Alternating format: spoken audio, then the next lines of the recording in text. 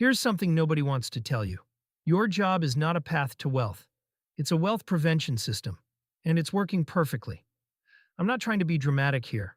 I'm trying to be honest. And the data backs this up. The top 1% of Americans earn about 13 times what the median worker makes. But here's the kicker. They're not getting that from a salary.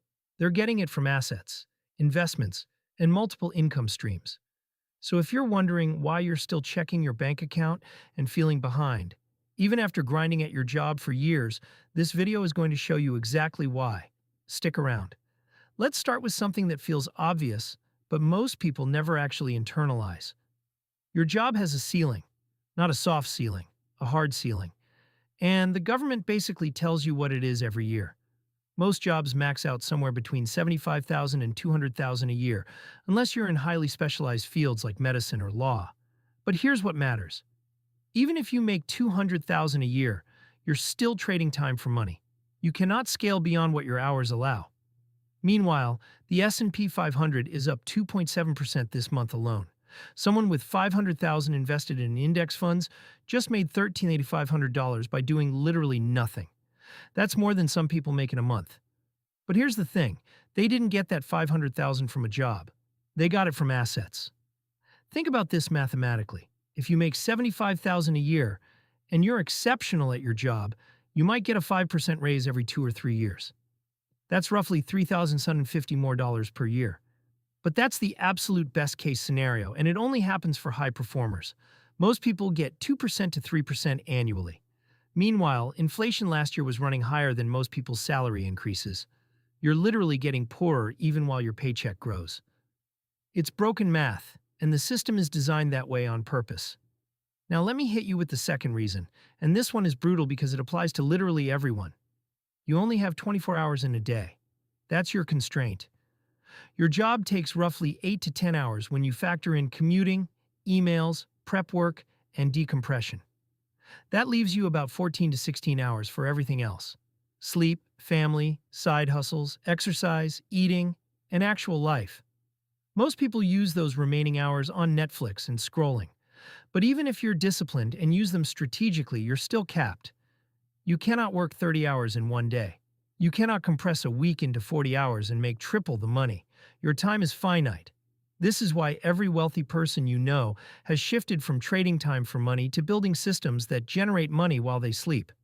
Let's talk about inflation for a second, because this is where your paycheck actually loses value in real terms. Right now in August 2026, we're seeing persistent inflation that's outpacing wage growth for most industries. Your paycheck is buying less today than it would have 5 years ago. A high-yield savings account is offering about 4.15% APY right now, which sounds good until you realize that's barely keeping up with actual inflation when you account for goods and services. Meanwhile, someone who bought real estate in 2020 has seen their property appreciate by 40, 50, sometimes 60%. That's not because they worked harder. It's because they owned an asset that increases in value. Your job pays you a salary. Assets appreciate. These are two completely different wealth-building mechanisms. Now we get to the tax burden, and this is where it gets really interesting because the playing field is not level. If you're a W-2 employee, you're paying both sides of the Social Security and Medicare tax. That's 15.3% right there. Then you've got federal income tax, state income tax, and local taxes. For someone in a high-tax state making $100,000, you might be paying 35 to 40% in total taxes. But here's what the wealthy know that you don't. If you own a business, own real estate, or hold investments, you get access to deductions and tax strategies that W-2 employees never see. You can depreciate real estate, deduct business expenses, utilize capital gains rates, and structure income strategically. A self-employed person or business owner making $100,000 might pay half what an employee pays in taxes because they understand and use the tax code. The system is literally designed to reward asset ownership and punish employment income. Reason number 5 is something that will keep you up at night once you realize it. When you work a job, you're building equity for someone else.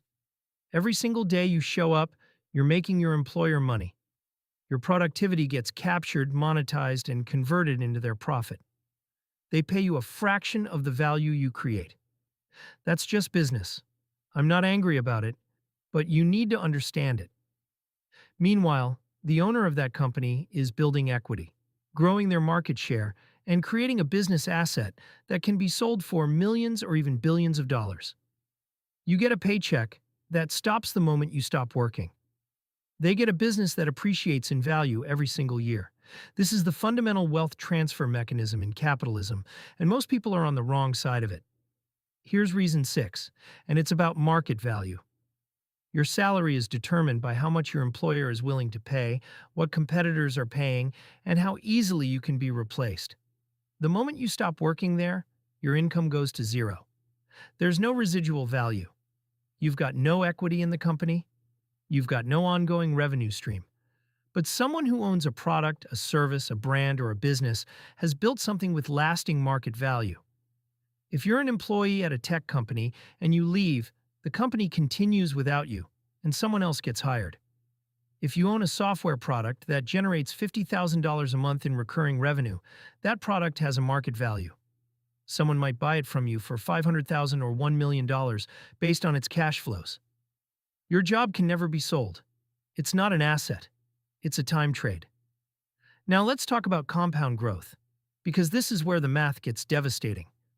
The eighth wonder of the world, Einstein allegedly said, is compound interest. And he's right. Someone who invested $10,000 in the S&P 500 in 2010 would have roughly $75,000 today. But here's what matters. They didn't work for that extra $65,000. Compound growth did it. Meanwhile, someone making $50,000 a year who never invested anything has made their salary, spent most of it on rent and bills, and has accumulated essentially nothing in assets. The early investor is now on a completely different trajectory because compound growth is working for them. The job worker has no assets to compound. They're fighting physics. Every year the gap gets bigger, not smaller. This is why time in the market, not timing the market, is everything. The person who started investing at 25 will have exponentially more wealth at 55 than someone who started at 45, even if the 45-year-old makes double the salary. Compound growth and asset ownership are the actual wealth-building mechanisms in the economy. So what are the rich actually doing right now in August 2026? They're diversified across multiple income streams. They're owning businesses, real estate, and securities simultaneously. Elon Musk doesn't have a salary. He owns companies. Jeff Bezos doesn't have a salary. He owns Amazon. You might point out that they're extreme cases, but even mid-tier wealthy individuals, people making $200,000 to $500,000 a year, they're typically doing this through business ownership, rental properties, investments, or some combination. They're not just collecting a W-2, they're building assets. Some are using side hustles to fund their investments.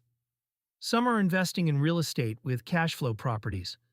Some are building online businesses or consulting practices. But the common thread is always this. They move from linear income to multiple income streams, and they're letting assets appreciate while they sleep. So what's your actual move here if you want to break this cycle? First, you need to stop thinking of your job as a career. Start thinking of it as funding. It's a cash flow source that allows you to build real assets. Your job should be funding your investments, not consuming all your income. Second, you need to figure out your asset class. Are you going to invest in the stock market, real estate, start a business? Different asset classes have different risk profiles and time requirements, but you need at least one.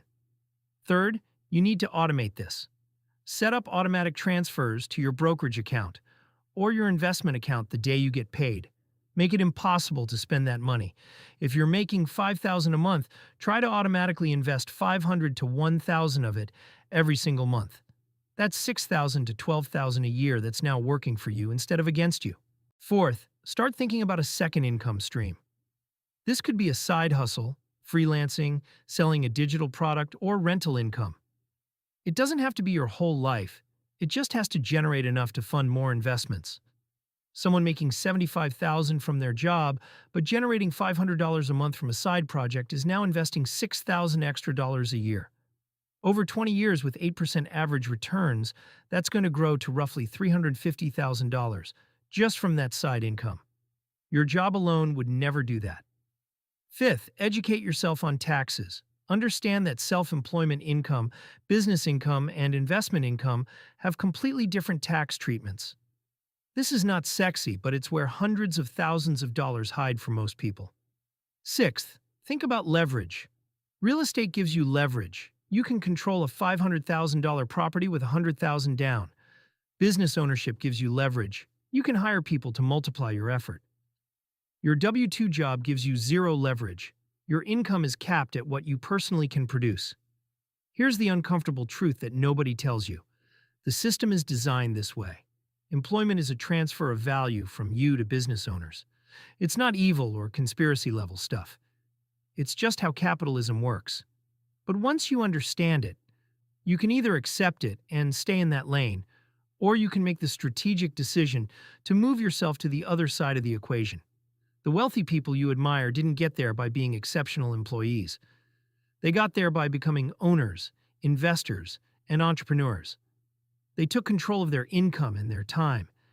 And if that sounds like something you want to do, then your job is not your career. It's your funding mechanism for building the assets that will actually make you wealthy. So here's what I want you to do right now. First, figure out one action step. Maybe it's opening an investment account and setting up automatic transfers. Maybe it's starting a side hustle this month. Maybe it's reading one book about real estate or business or investing. Pick one thing. Second, comment below and tell me which reason hit you the hardest. Was it the linear income ceiling, the time constraint, the tax burden, the fact that you're building someone else's equity? I read every comment, and I want to know what's resonating with you. Third, subscribe to this channel if you haven't already, because we're dropping content every single week about the real wealth-building strategies that the wealthy are actually using. Not theory, actual strategies you can implement today. Your job is not your future, your assets are. Let's go build them.